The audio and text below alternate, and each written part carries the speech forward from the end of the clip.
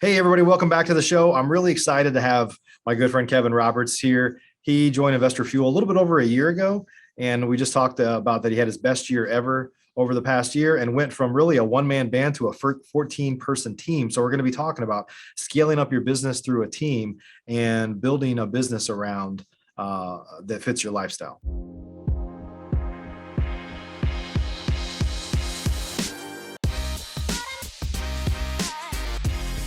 Professional real estate investors know that it's not really about the real estate. In fact, real estate is just a vehicle to freedom. A group of over 100 of the nation's leading real estate investors from across the country meet several times a year at the Investor Fuel Real Estate Mastermind to share ideas on how to strengthen each other's businesses, but also to come together as friends and build more fulfilling lives for all of those around us. On today's show, we're going to continue our conversation of fueling our businesses and fueling our lives. I'm glad you're here.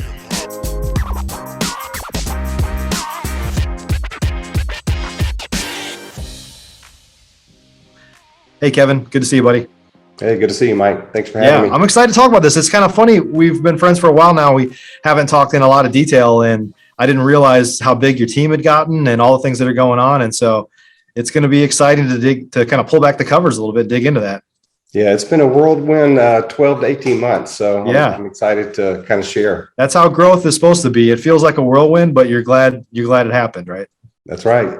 Yeah, awesome. Well, would you mind just kind of telling everybody like where you're from and kind of how you got into real estate investing and kind of bring us up to kind of recent history, and then we'll kind of dive into the past year or so maybe. Yeah, probably like a lot of other people. It was a mistake. So, so about 4 years ago, I had this bright idea that we'd renovate some homes. And, me and my wife, little HGTV, we'd go out and do some in the neighborhood. And one mistake after another, after a bad contractor, after realizing that I had a full-time job and lack of time and oversight, I decided, you know what, I better figure this out or this is going to go really bad. Yeah. So, I spent about a year and a half actually just, going through some of the projects that we had taken on. And it wasn't a successful endeavor by any means. It was an expensive lesson, to say the least.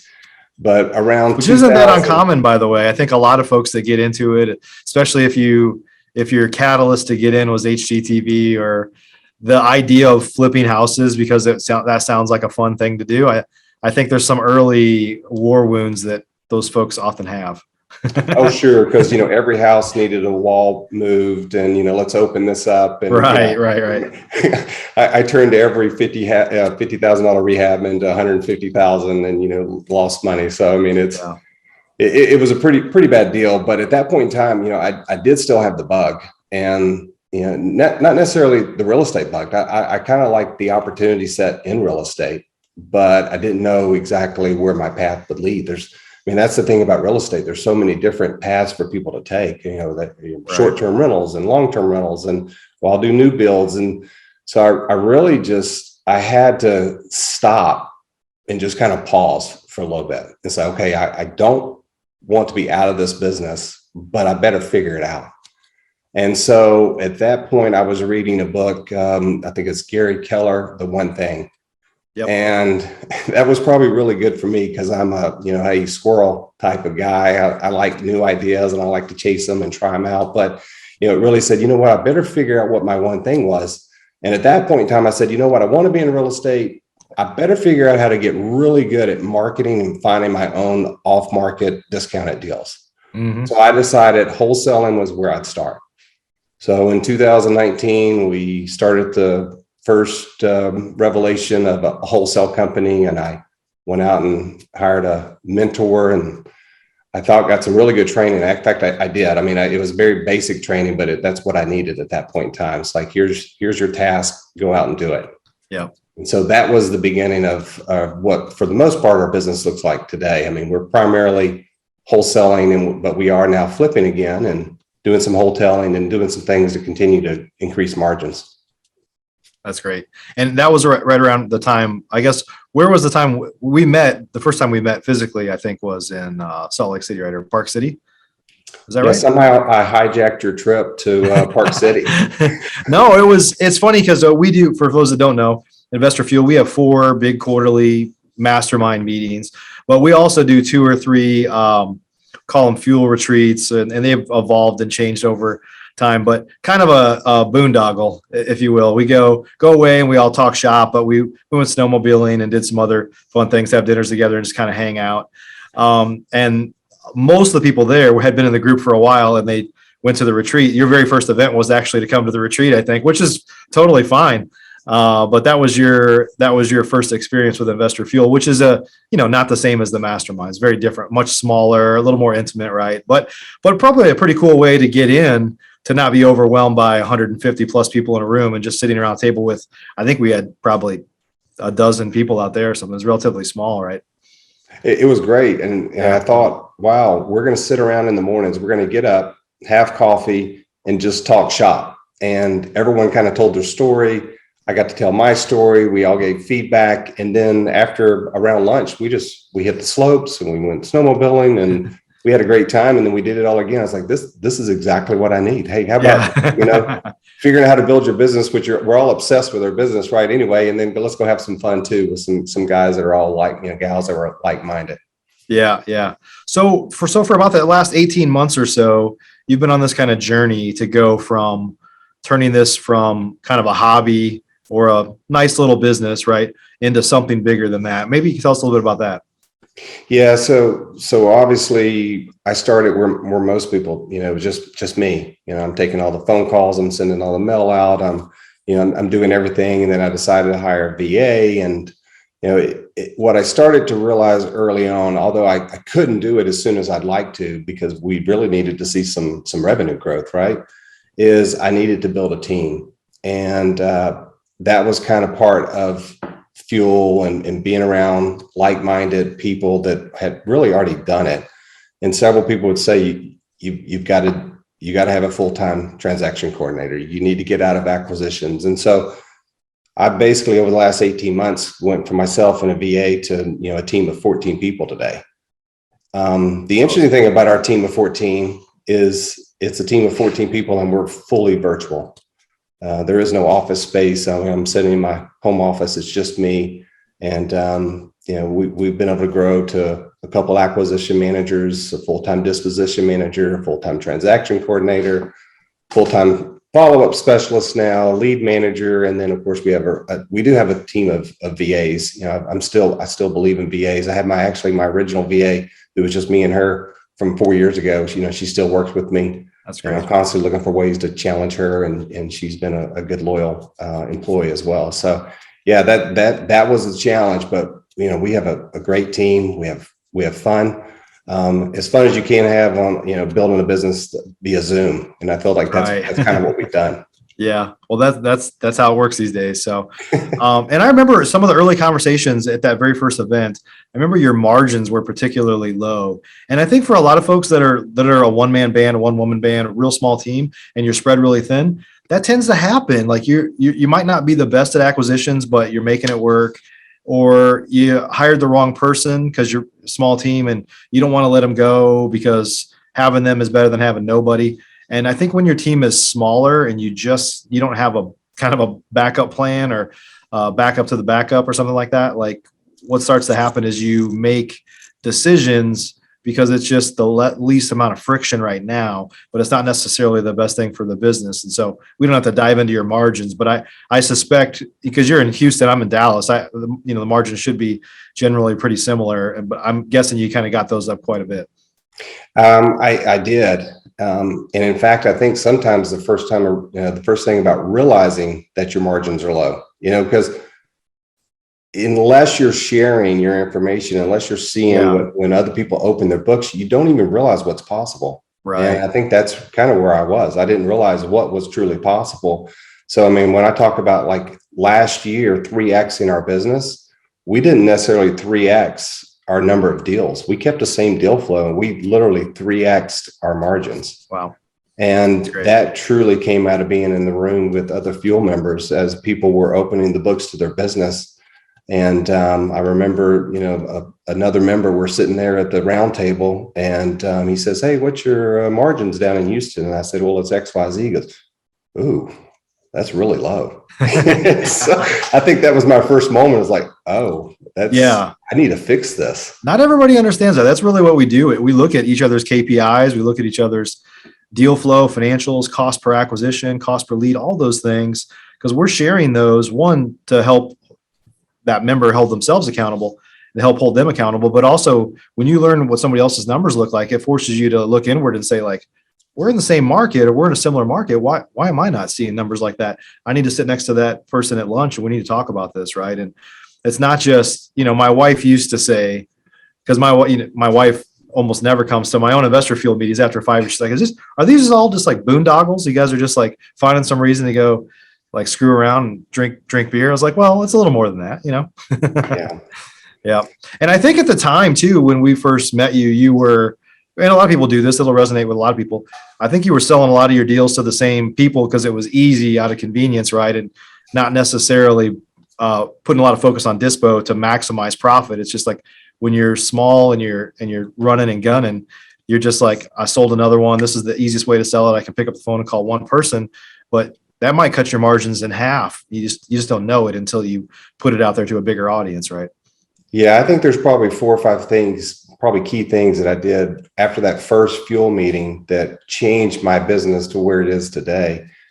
Some of those, of course, realizing, where my margins, that they were low, and that I didn't have to go out there and just constantly try to prove concept to myself, and take these itty bitty deals, learn who I needed to be in touch with to dig deeper and dive deeper into relationships with sellers, and bringing the right type of people for myself and my acquisition people to teach them how to, get deeper in the buy box, and anchor prices, and then learning how to actually move the deals for the highest possible amount by creating, I now have an offer system that's electronic, where people go in there and they put in their offers, and it's so funny to watch them. They'll come in, they'll put in their offer, and then an hour later they'll put the offer and outbid themselves, and they were already the higher bidder. So it's just like, so even how we even show or allow for the inspections on our property, all of that came out of networking with other people from around the country and figuring out what they were doing.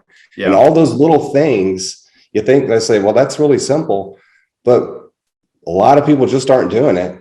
And all those little things added up to, like I said, a significant 3x almost increase in our margins just by adding some of these little metrics to how we're doing business. Yeah. I always tell people that when they're new members, I always tell people, like, look, don't come and try to absorb everything you hear here. It'll be overwhelming. You're going to leave here with a notebook full of stuff, but try to find the best nugget or two that you can apply as fast as possible in your business. And it doesn't take, building a building out of it. It's just like, find something that's easy to implement that'll move the needle the fastest. And it's hard to not walk away from a few days at Investor Fuel and have some nuggets that are really going to move the needle for you, right? You just got to go back and implement them.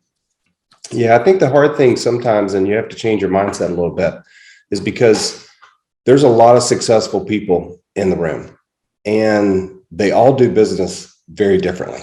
Yeah, that's what's amazing. And you'd say, oh, wow, I really want to do Airbnbs just like that. Or, oh, I really want to build and do, these high-end luxury renovations. Or, you just like, there is a moment to kind of like, have oh, wow, I want to change my business now and do exactly what they're doing. But if you take it back and just say, what are you trying to accomplish?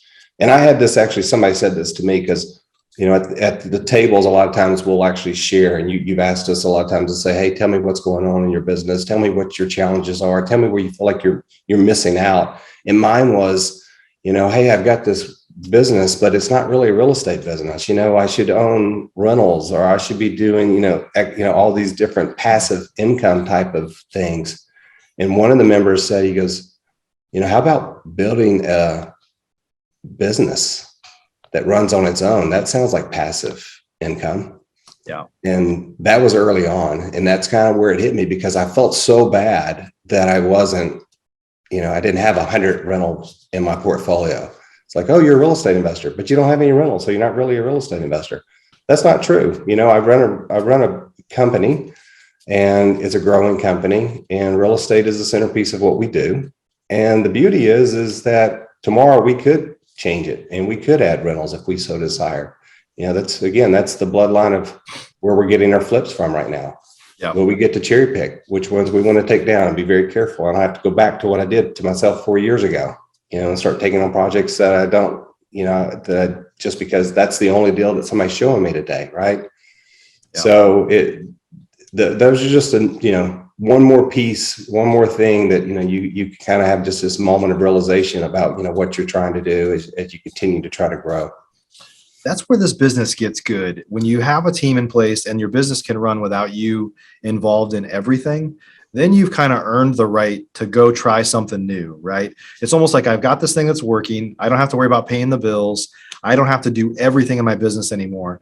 And now I've got a little bit of, I'm kind of playing with the house's money a little bit here. And I've got time to take a little risk or try something new. And I think too many real estate investors try to start pivoting and doing other things way before they get to that point. And then you have nothing that works. You don't have a foundation, right? So I think getting to that point where you have a business that is, I'm not going to say bulletproof, but a business that's stable enough for you to venture off a little bit and test the waters somewhere. That's where this business gets good, is it gives you the flexibility to do that, and you earn the right to do that.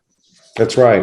And the key is there'll always be challenges, right? Because I think as entrepreneurs, as competitors, in what our number is today is not where we want to be tomorrow. Right. So the thing is that necessarily what got you here today won't get you there tomorrow either. So there is some refining and retooling. And you'd say, well, you think if you could do $1 million, you could do 2 million pretty easy. Well, there are limitations to data and to, manpower and things that, so that next level, and that's where I'm at now, is trying to figure out, okay, I'm trying to uncover, what are other people doing in similar markets like we started over a year ago, to get to that next level. And so, I am still finding challenges, but they're different challenges, and they are good challenges. And you're right, the company, is running right now without me having to sit here and answer phone calls from sellers and, trying to, do our sales process to get the next deal done. Right. I know that potentially there's a contract coming across the board sometime today, and, I'm able to continue to learn and hopefully it benefits everybody on the team. And that's why, I think even the team appreciates that. They love when I come back with new ideas because it challenges them to think bigger as well. Yeah. And so they love the growth. They love to see us add a new team member. And so, everybody gets excited about that potential. I can't imagine, if we weren't trying to challenge ourselves and grow on a daily basis, it'd be a pretty boring environment. So you have to, it's one that gets everybody excited too. That's just how business works. You have to keep moving forward. Things are going to change. The market shifts, interest rates go up. There's a bunch of stuff that's outside of our control. So you have to continue to improve yourself. And, we were talking about this a little bit ahead of recording here, but in every business that I've been a part of, you hit these plateaus. Like you hit this point, like you said, what got me here isn't going to get me to the next level. And sometimes you can anticipate, it could be something as simple as, well, I need to add on another acquisitions person. I need to add on more lead generation. Like those are some obvious ones, but there's going to be limitations that you hit or something that changes that you couldn't have anticipated it. And now that we're here, here's where we are. What are we going to do about it next? I mean, as business owners, that's why we have the opportunity to make a lot of money, is we solve challenging problems. I mean, whether it's for sellers or even our own business, like you have to look at it and say, okay, here's the situation. What should I do in the face of never having been in that situation before? Now, sometimes you can rely on fellow mastermind members, guys like an Investor Fuel, and say, here's where I'm at. We say that in the Facebook group every day. People are like, this just happened to me, or here's where I'm at. Has anybody ever dealt with this before? How do I get through this? And we're able to learn and grow faster than the average person because we have an amazing resource to draw from. But sometimes it's still going to be on your shoulders to figure that out. And sometimes there is no right or wrong answer. It's just making a decision and testing it and moving forward, right? Yeah. And I think back to, making that first decision to hire a coach. It was probably one of the cheapest decisions I've made over the last few years, as far as hiring and joining masterminds and so forth. But it was the hardest because I didn't know if I was just spending this money and it was just poof. You hear, right, just do YouTube University and you can get everything from the internet. Well, I promise you, if I had a YouTube channel, I'm not giving all my secrets out on YouTube University, right? Yeah. And you're not getting all the details from everybody unless you dig in and join a mastermind or hire a coach. And I have yet to find an experience where it wasn't at least 3, 4, 5 times. I mean, I can probably look back to Investor Fuel and see hundreds of thousands of dollars made from that investment. And the same thing has been for every single one that I've made, because the thing is that if you want to grow, why not take the shortcut, right? To somebody else that's already done that. And you're not going to replicate their entire business model, but they're going to give you a few tidbits that are probably will change your business model for the good and forever. Yeah. And so I always give this analogy. Go ahead. No, I was just saying, for somebody who's just on the fence of whether or not you spend that money, I just like, I don't know how you don't spend the money to invest in. I always give this analogy, whether it's coaching. I used to give this a lot in coaching. And it's the same for when you operate at a higher level, like we do. It's almost like if you had kids that have Legos. You know, my son was great. He loved Legos for a long time. He doesn't really play them anymore. But we would buy these kits, you know, and they come and the pieces are in different bags. This is like step one is put this part together, then put this part together. But it came with a booklet of like how to do that, right? Inevitably, at some point, those things get broken apart and they just end up in this massive Lego bin of like the island of misfits. Like every Lego piece, you know, you could never put that thing back together again if you didn't have that book. And so I like to say that you could learn how to do anything you want to do on the internet, but without that booklet, it's a lot harder to just go build the Millennium Falcon from this like massive bucket of Legos. It's like, there's no way it's going to look like that unless I have the cheat codes, unless I have the guide to do it. Right. Yeah. And, you know, and it amazes me, and I don't know if it's unique to real estate, but I didn't, you know, I was in another industry for a long time, still involved in that industry. And I promise you, they were not sharers of information. They were not opening up their book of business to tell you how they were doing things. And that's what amazes me about real estate in general, is that people from across the country will literally just tell you, hey, here's what I'm doing. Here's who I'm using. I mean, and they're constantly giving back. And I don't know if it's unique to real estate or not. But there's a lot of young hustlers. There's a lot of people that have been in the business also for 20, 30 years, you know, and coming together and sharing that information with everybody. It's pretty amazing to watch. Yeah. We've got a cool culture for sure. Yeah. Would you mind talk a little bit about kind of managing a virtual team? I mean, I think obviously more and more people were forced into managing a virtual team, but just talk about, it's got some pitfalls, it's got some challenges, there's pros and cons, right? So maybe you could share your experience with managing a pretty good sized team at this point. Yeah, I think that culture is still an important piece, even virtually, right? That was the hardest part. I think, first of all, it starts with just putting the right people, you know, on the Zoom call. Because you have to mesh, you have to enjoy being on the call, you have to look forward to the call. And I feel like we have that right now. We have some really good people on our team. The thing is like, what's the cadence of meetings? Like if you're not meeting enough, everybody feels like they've just been left alone. But if you're meeting too much, you're like, oh my gosh, you're disrupting my day.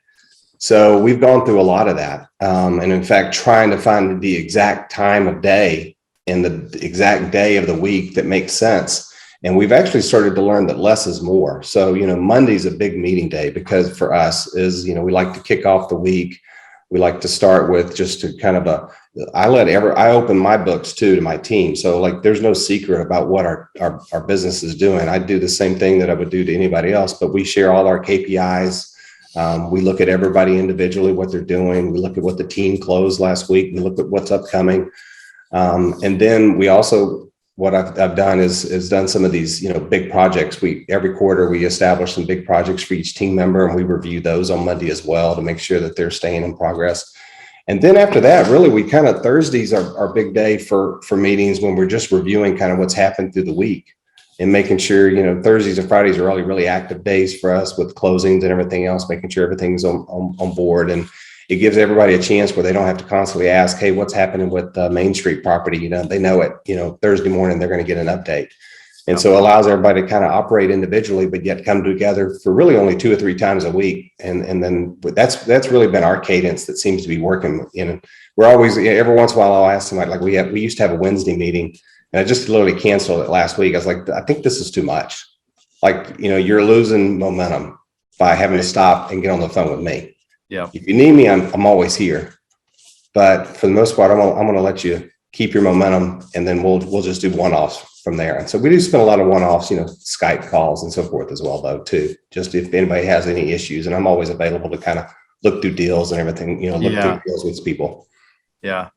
Yeah, that's great. I think, we run a pretty good sized virtual team now. And I think for us, it was having some clear way to communicate. So we're kind of power users of Slack, just because people can chat. You can actually do video, and you can actually even do video calls now on Slack, but just some way to communicate what's going on. And then really important, like KPIs, could even be, without getting carried away, but kind of by department, right, of what has to happen. And so nobody's surprised. They don't have to wait until you have a meeting for marketing to say, well, we only got 50 leads last week when the goal was 75 or something. It's like, you could kind of see it real time in some of the tracking tools that we use. So everybody knows, like, if these things are off track, all hands on deck, we need to go make this happen. And so just some visibility to a clear kind of dashboard of what should be happening in your business. And everybody on the team knows what their role is and how to get that number to where it needs to be. Yeah. The one thing too that I added that I found kind of by mistake, but I actually created some KPIs for myself and made myself accountable to the team. And because I felt like that was important, especially because I used to do all the acquisitions. And when I moved out of that role, I kind of missed the accountability myself. So, I actually go back and now have KPIs that I report to the team, so they know how I'm doing and my responsibility to them. A lot of that's lead generation at this point in time, because it comes down to data, which it feels like I spend more and more time with data as you try to grow, right? Yep. But I think that's been key, is like, so everybody has some form of accountability, but at the same point in time, my main responsibility now is just, is leadership and making sure we're moving in the right direction. Yep. Well, awesome, man. I'm really excited for you and proud of the progress you've made. It's great to hear those success stories. Well, thank you, Mike. It's been great. I'm looking forward to this year, and the last year with Investor Fuel has been a wild ride. It's kind of crazy how fast it did go, but I can't imagine what the next year holds. That's right. So would you mind just sharing we talked about Investor Fuel a little bit here. Would you mind just sharing a quick testimonial of your experience overall? Yeah, well, I think you've heard some of it kind of already, right? A lot of my growth, I believe, is truly accountable to what's happened in the info share that I got from Investor Fuel and the networking and the go-givers that are in the group. It's such a great group of people who want to see everybody else succeed around them. And that's what absolutely amazes me about everybody that's there. They kind of know what the mission is, because I think that's the culture, right? The culture is giving, and the culture is of gratitude as well, and just being thankful for what people have shared, because they don't have to, right? They don't have to open up their books and tell you what they're doing.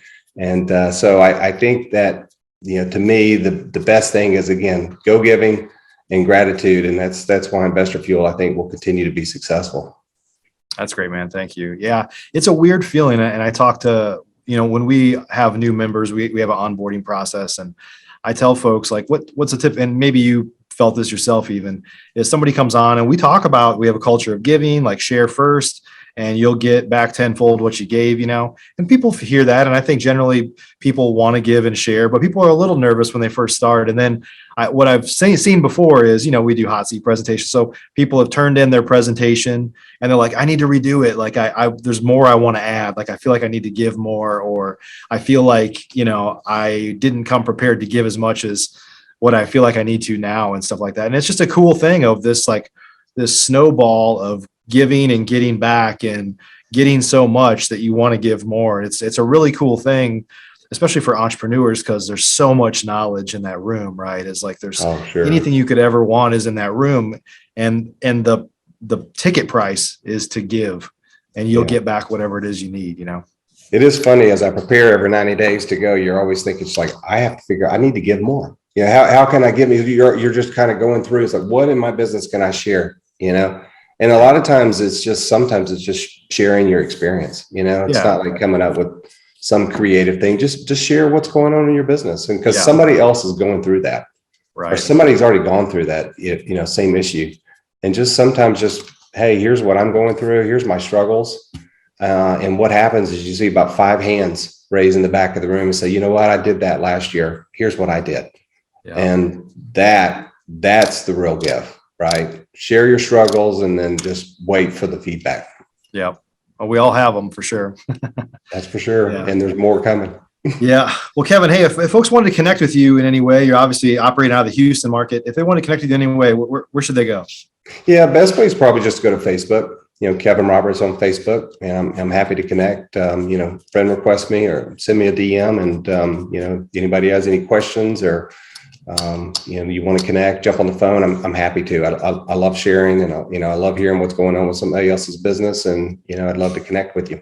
Awesome, Kevin. Thanks so much for sharing your story today, and congrats on your success. And I know you're just getting started, my friend. Thank you, Mike. I appreciate you having me. Appreciate you, buddy. We'll see you here in a few more weeks, actually. Yep, that's right. Everybody, hey, thanks for joining us. I hope you got some value here. There's some great nuggets in here, and really a great story of sharing, of starting at one point and seeing significant progress. So. There's lots of opportunity out there for all of us if you put the right pieces together and surround yourself with the right people. If we haven't yet talked to you about Investor Fuel, we'd love to. Just go to investorfuel.com. You can schedule a call with us and learn a little bit more about our mastermind. It's actually coming up here pretty quickly on the next go around. We'd love to talk and see if we're a fit for one another. So investorfuel.com. Otherwise, see you on the next show. Are you an active real estate investor? If so, and you want to latch on to the power of surrounding yourself with over 100 of the nation's leading real estate investors, all committed to building stronger businesses and living richer, fuller lives, you should jump on a call with us to learn more about Investor Fuel. Simply visit investorfuel.com to get started.